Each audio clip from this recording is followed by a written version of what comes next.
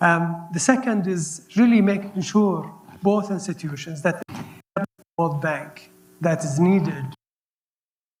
We talk about them in the context of development, whether it is in the IMF or the World Bank.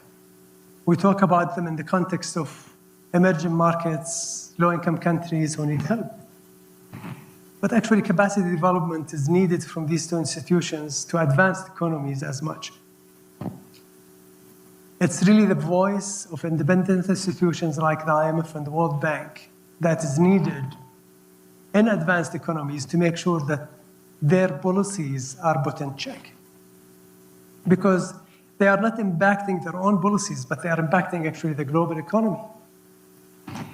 The second is really making sure both institutions that they mobilize their resources adequately and efficiently.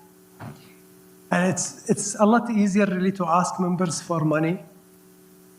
It's more difficult really actually to say, are we utilizing our money the way it should be? Is there ways really to be more efficient?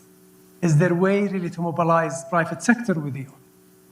And I can tell you from very limited experience in the global scene in Saudi Arabia, you need to mobilize private sector. You will not be able to succeed alone.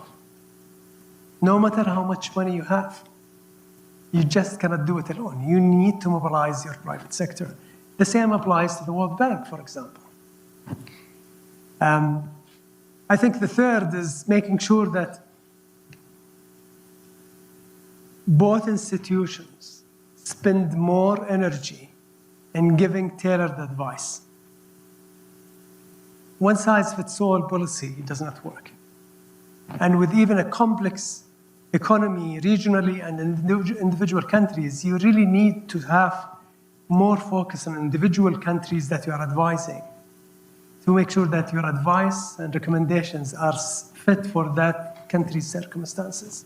I'll stop there, boss. Oh, thank you.